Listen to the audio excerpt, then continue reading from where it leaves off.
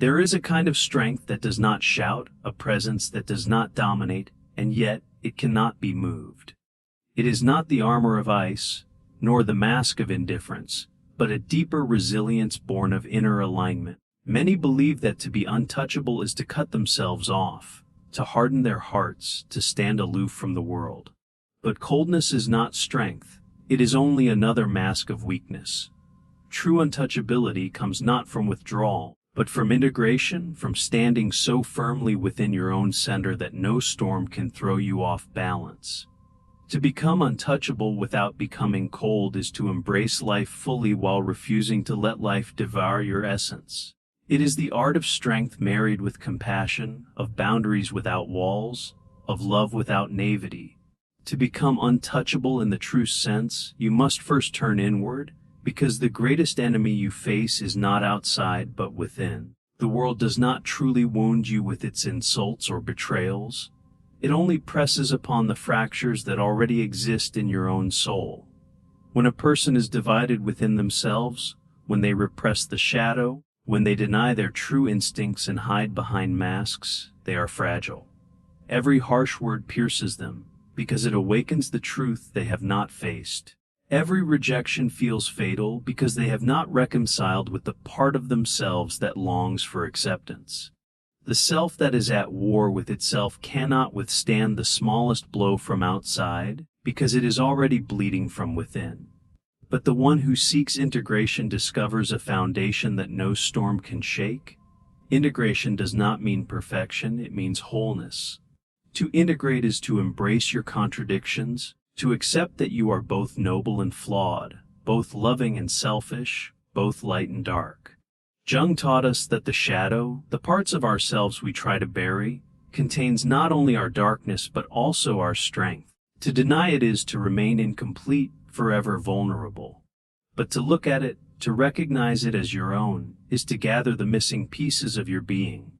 When you accept your anger, it can no longer be used against you. When you acknowledge your fear, it loses its power to control you.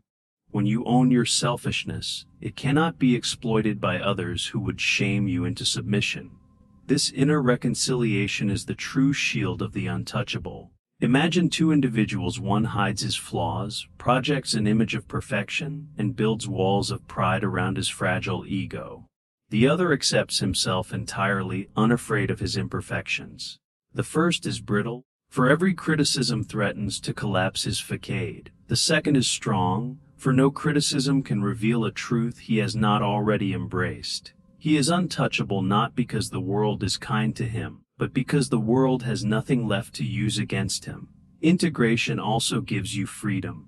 When you are no longer enslaved by the need to appear good, pure, or unbroken, you can live with authenticity. You do not need to hide from others, and more importantly, you do not need to hide from yourself. This authenticity radiates outward, creating a quiet strength that others can feel. People sense that you are whole, and wholeness commands respect. They cannot manipulate you with guilt, because you have already faced your darker impulses. They cannot trap you with flattery, because you do not need their validation to complete you. They cannot destroy you with rejection, because you are no longer rejecting yourself. This is the secret Jung points us toward. The path to becoming untouchable begins not with distancing yourself from others, but with embracing yourself completely. When you are no longer divided, the world's weapons fall useless at your feet, for nothing external can harm the one who has already made peace within. Many people confuse strength with isolation. They believe that to protect themselves they must retreat, build walls, and harden their hearts so that nothing can touch them. They become emotionally cold, thinking that detachment is the only path to survival. But in truth, this is not strength. It is fear disguised as control. Coldness may prevent pain, but it also prevents growth, intimacy, and the possibility of joy. What Jung understood is that real protection comes not from withdrawal but from boundaries. And boundaries are not walls of stone, they are living membranes, flexible yet firm, capable of allowing what is life, giving while rejecting what is destructive. A person without boundaries is like a vessel with cracks. It leaks energy, time, and selfhood into every demand placed upon it. Anyone can intrude, anyone can drain, anyone can shape its contents. This is why so many people feel exhausted and resentful. They think kindness means never saying no, and love means always sacrificing themselves. But such people are easy to wound, easy to manipulate, and easy to discard. Their attempt to be endlessly open becomes the very reason they are treated carelessly. The absence of boundaries is not generosity, it is self-neglect. The untouchable individual learns a different truth: to protect one's inner life without shutting it away. Boundaries are not about exclusion, but about preservation. Just as the skin protects the body by filtering what enters, so too must the psyche filter what it allows in. You are not obligated to absorb every opinion, every criticism, every demand, every piece of chaos that others throw at you. You are not required to give endless access to those who only take your time, your energy, your presence. These are sacred, and they lose their meaning when offered indiscriminately. This does not mean cutting yourself off from people. Quite the opposite. True connection becomes possible only when boundaries are respected. Without them, relationships drown in resentment, dependence, or abuse. With them, you can give freely without feeling exploited. You can love deeply without losing yourself in the process. Boundaries make love sustainable because they allow you to protect the integrity of who you are. To live with boundaries requires courage, for many will resist them. Those who once benefited from your lack of limits will accuse you of selfishness when you begin to say no. But their discomfort is not evidence that you are wrong. It is evidence that you are no longer available to be used. Boundaries will reveal who values you as a person and who only valued your compliance. This revelation may feel harsh, but it is liberating. It frees you from illusions and anchors you in truth. And so, to be untouchable without becoming cold is to stand firm in your right to define what enters your life and what does not. You need not close the gates to all of humanity. You need only learn which doors deserve to remain open and which must be closed to preserve your soul. Boundaries, then, are the architecture of strength. They create the conditions where love, connection, and respect can thrive without eroding your essence. There is a misconception that to be untouchable means to abandon vulnerability altogether, to present a mask of invincibility that never wavers, never cracks, never reveals pain. But in truth, such a performance is nothing more than a fragile facade. A person who hides their wounds out of fear of being hurt again becomes a prisoner of their own defenses. They are not untouchable, they are merely locked inside themselves, constantly guarding the mask they have created. Jung reminds us that strength is not the absence of vulnerability. It is the courage to carry vulnerability without being consumed by it. To be untouchable in the true sense is not to deny that you feel, but to master how you respond to what you feel. Vulnerability is not a weakness, it is the raw material of humanity. It is what makes intimacy possible, what makes trust meaningful, what makes love real. But vulnerability without strength leads to collapse, and strength without vulnerability leads to coldness. The balance of the two is where true untouchability lies.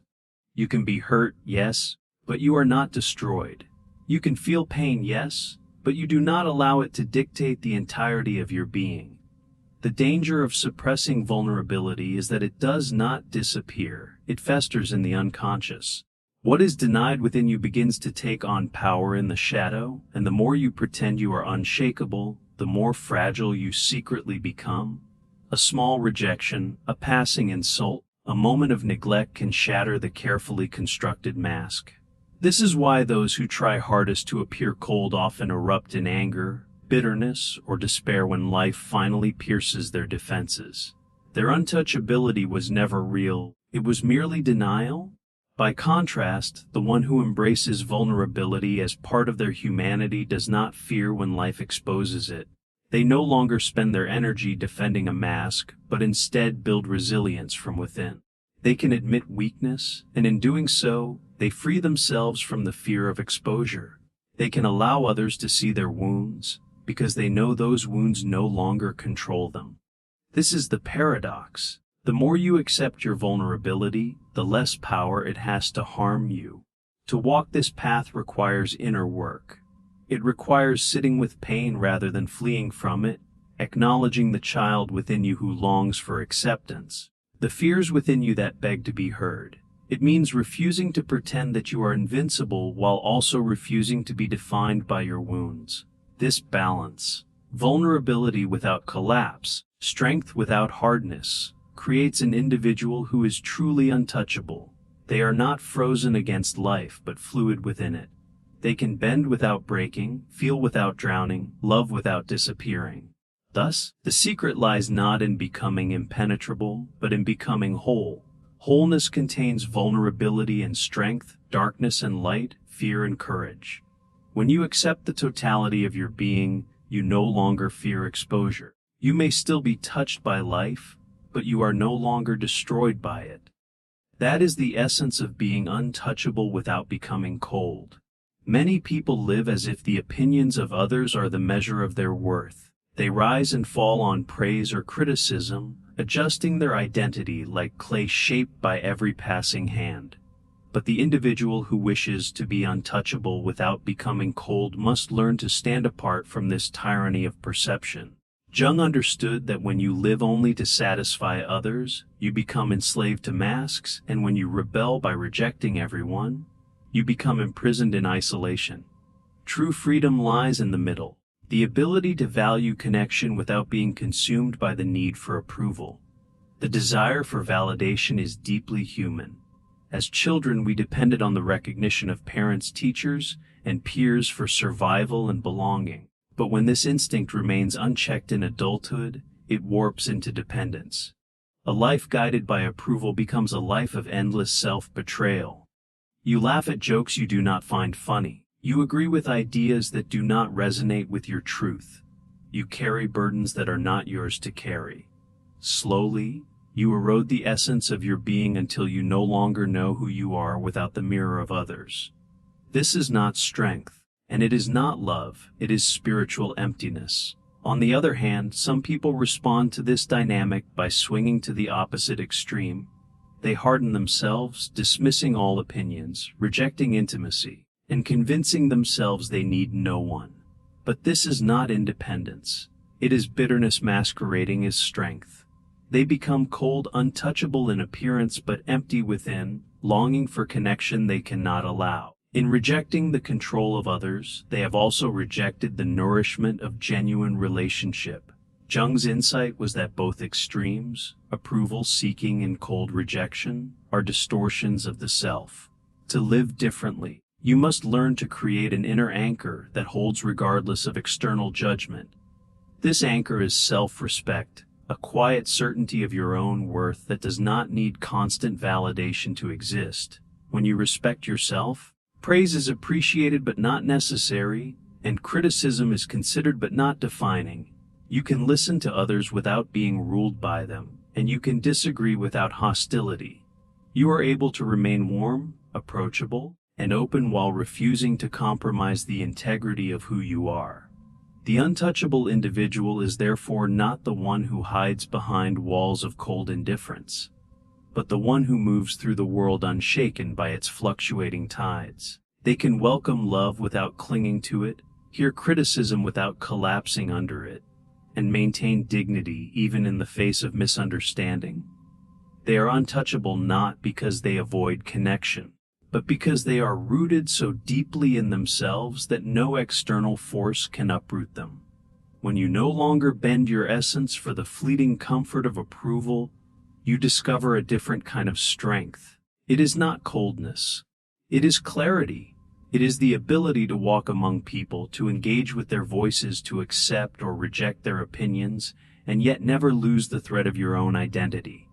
This is what it means to be free, to belong to yourself first, and from that place, to connect with others without fear of being diminished.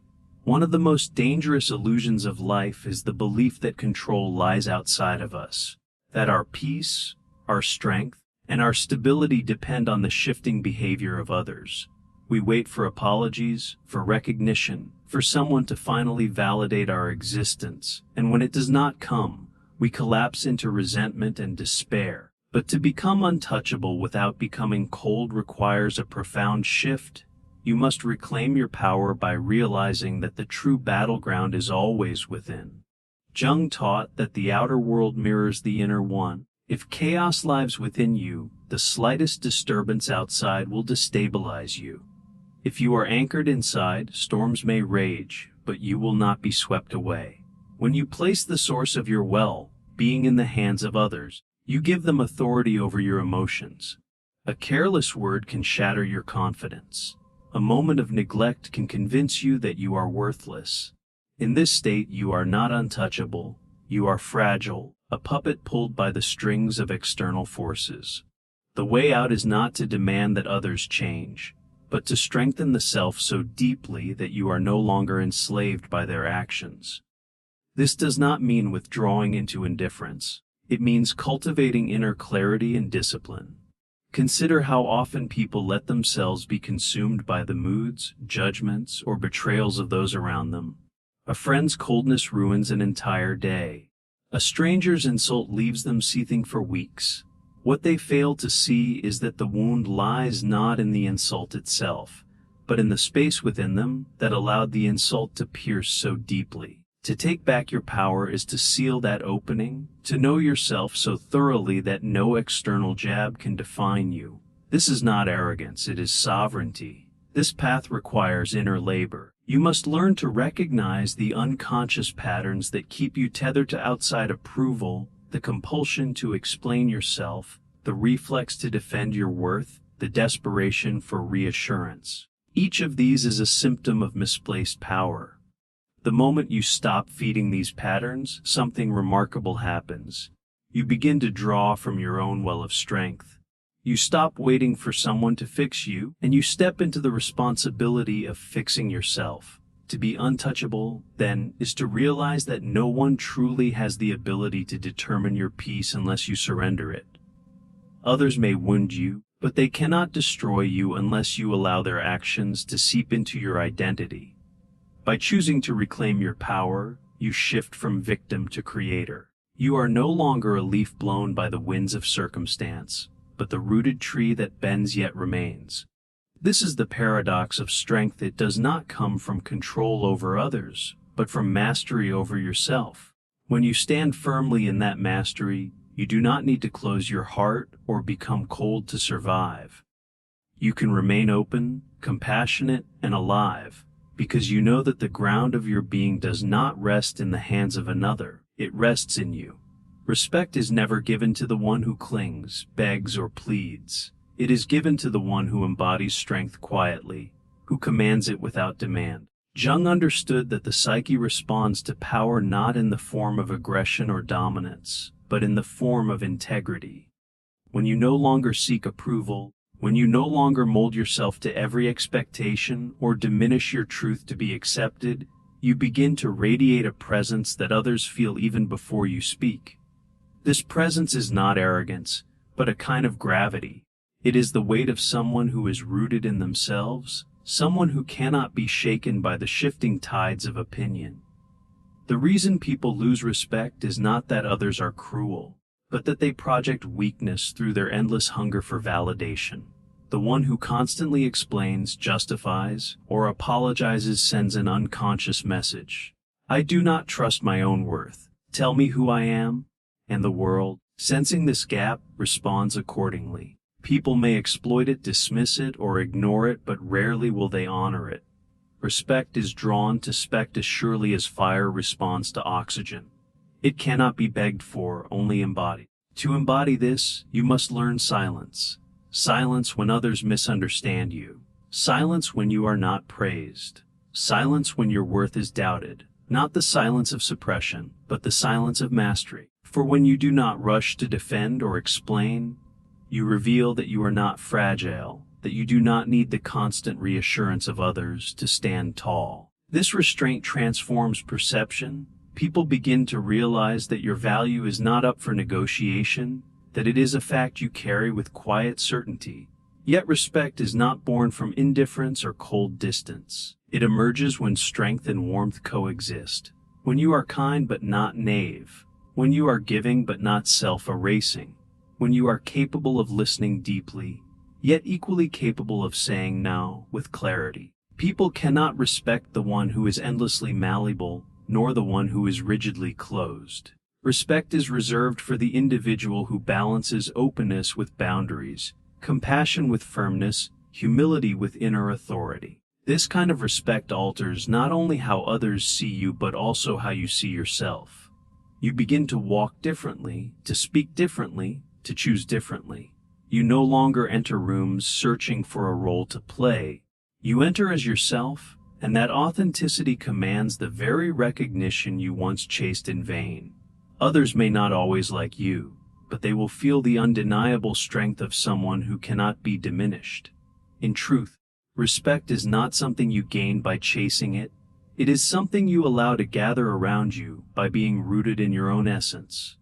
When you reach this state, you realize the irony. The moment you stop needing respect is precisely the moment you begin to receive it. Freedom from approval is not simply a liberation from others. It is the return of your life to yourself. Most people live like prisoners of invisible judges, shaping their every word, every action, every choice around what they believe will make them liked, accepted, or admired. They do not live authentically, they perform. And in that endless performance, their essence withers. Jung would remind us that to constantly seek approval is to live under the tyranny of the collective shadow, sacrificing individuality at the altar of acceptance. But the moment you step outside of this prison, the moment you stop living for applause and begin living for truth, everything changes. At first, the freedom feels frightening because the chains of approval are familiar. When you stop chasing the smiles and nods of others, you confront the silence of your own soul. It asks you questions you have long ignored. Who are you when no one is watching? What do you value when no one is there to praise you? These questions cut deep, but they also mark the beginning of authenticity. For once you face them, you begin to craft a life not out of fear of rejection, but out of alignment with your inner being. And this freedom is powerful. Suddenly, you find that your energy, once scattered in the desperate attempt to please, is returned to you. You stop bending under the weight of expectation. You stop rehearsing lines in your mind, trying to predict what others want to hear. You begin to act, to speak, to choose directly from your own core, and people notice. Not because you are louder or more forceful, but because authenticity carries a resonance that cannot be faked. It is felt instinctively, like truth ringing in the bones. But this freedom comes with a cost, the loss of shallow attachments. When you no longer exist to feed others' illusions, some will leave, for they only valued you when you played the role they assigned. At first, this feels like loss, but in time you see it as purification. Those who remain are the ones who see you for who you are, not for what you provide them. In this way, the freedom from approval becomes the gateway to relationships of real depth and respect. The paradox is that only when you stop chasing approval do you gain the kind of authority that others admire. Because you no longer need them. You are no longer controlled by them. Because you no longer fear rejection, you are free to speak with clarity. Because you no longer dilute yourself, your presence becomes sharper, more distinct, impossible to ignore. What emerges is not arrogance, but dignity. A quiet dignity that says, I am whole with or without your recognition. To live in this way is to reclaim life itself. You are no longer pulled like a puppet by invisible strings of expectation. You are not exhausted by the constant performance. You breathe deeper, stand taller, and walk lighter. And in that freedom, you discover that the greatest respect, the truest love, and the deepest peace come not from others, but from finally being at home in yourself.